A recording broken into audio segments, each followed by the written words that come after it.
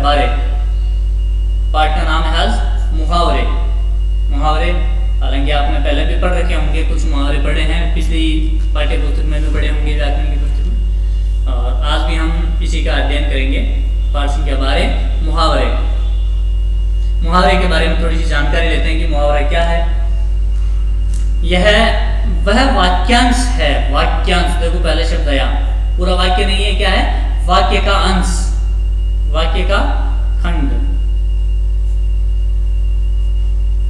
अंश, अंश का मतलब होता है टुकड़ा, हिस्सा, भाग, ठीक है। तो पूरा वाक्य नहीं होता, वाक्य का एक भाग होता है ना मुहावरा। यह वह वाक्यांश है जो अपने शब्दों का सामान्य अर्थ न देकर कोई विशेष अर्थ प्रकट करता है। क्या करता है, अपने जो भी शब्द प्रयोग में लिए जाते हैं इस वाक्यांश में, उनका सामान्य जो अर्थ होना चाहिए, जो दिखता है वह अर्थ नहीं होता है। सामान्य अर्थ न देकर कोई विशेष अर्थ प्रकट करता है। मुहावरों के प्रयोग से भाषा की सुंदरता तथा अर्थ स्पष्ट करने की क्षमता बढ़ती है।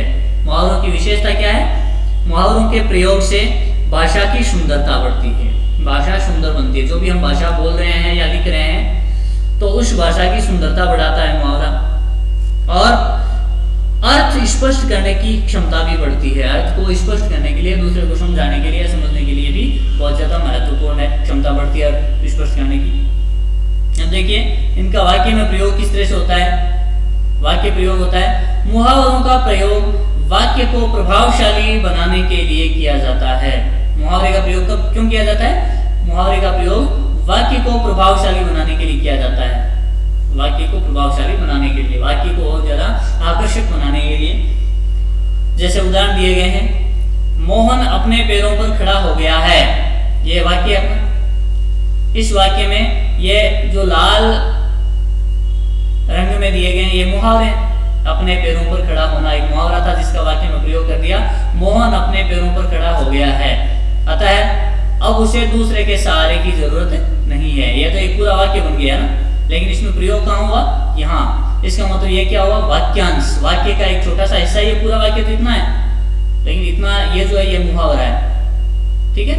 इस तरह से वाक्य में प्रयोग होता है मुहावरे का। अगला देख लीजिए, जैसे नितिन को राजेंद्र पर बहुत भरोसा था, लेकिन ऐन वक्त पर राजेंद्र ने अंगूठा दिखा दिया। तो इसमें जो लाल घेरे में, ये लाल रंग में है, ये मुहावरा है।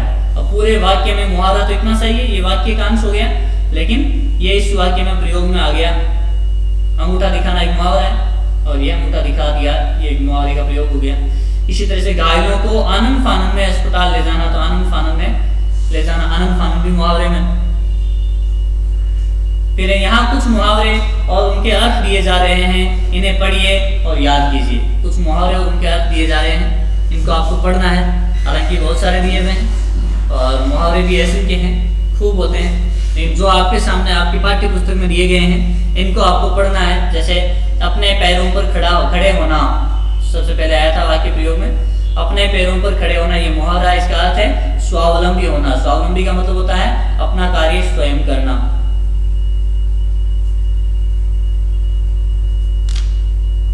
खुद करना।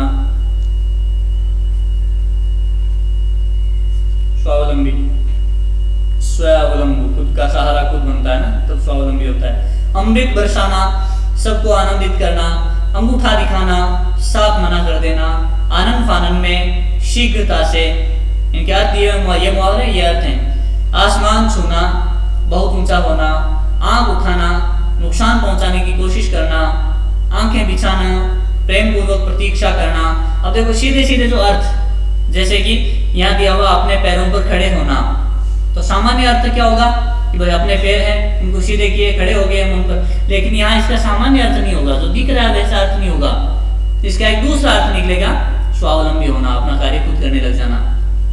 जैसे यहाँ जितने भी सारे, अब आसमान छूना, अब आसमान छूने में ऐसी कोई बात नहीं कि हम बहुत ऊंचे उड़ान भर गए, कहीं किसी चीज को छू के आ गए, तो सीधा अर्थ तो ये होता, लेकिन ऐसा नहीं हो, क्योंकि ये बहुत ऊंचा होना, बहुत ऊंची कोई चीज है, लंबी चीज है, उसको हम कहते हैं आसमान छू रही है, देखिए।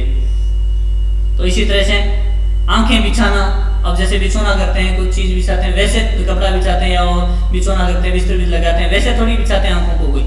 यहाँ सीधा अर्थ तो वही होता है, लेकिन वैसा अर्थ नहीं होगा, क्या होगा, प्रेम पूर्वक प्रतीक्षा करना, किसी का इंतजार करना प्रेम पूर्वक। तो इनके अर्थ कुछ विशेष हो रहे हैं, जो सीधे अर्थ लिख रहे हैं वैसे नहीं है, विशेष अर्थ हैं। आंखें निकालना, गुस्सा दिखाना, आंखों का तारा, बहुत प्रिय, अंकुश रखना, नियंत्रण में रखना, उंगली उठाना, दोष लगाना, उधेड़ बुन में रहना, उपाय सोचना, ऊंट के मुंह में जीरा, वस्तु का बहुत कम होना, 1 और 1 11 होना, अधिक शक्तिशाली होना, एक न चलने देना, किसी की बात को न मानना, कलई खुलना, भेद का पता चलना, कसौटी पर कसना, परीक्षा लेना, कमर सीधी करना, आराम करना। इस तरह से आगे और बहुत सारे मुहावरे दिए हुए हैं, लेकिन आपको अपनी जो नोटबुक है, मुख्य नोटबुक है, उसमें मुहावरा पार्ट शुरू करके, नया पार्ट शुरू करके आज की दिनांक के साथ में, और मुहावरे की छोटी सी जानकारी देना है। पहले जानकारी देनी, परिभाषा जो दी हुई है, मुहावरा क्या है, वह यह वाक्यांश है जो अपने शब्दों का सामान्य अर्थ न देकर कोई विशेष अर्थ प्रकट करता है। यह जानकारी लिखने के बाद में आपको ये जो मुहावरे दिए गए हैं इस पेज के, इस पृष्ठ के जितने भी मुहावरे यहाँ तक, आपको अर्थ सहित मुहावरे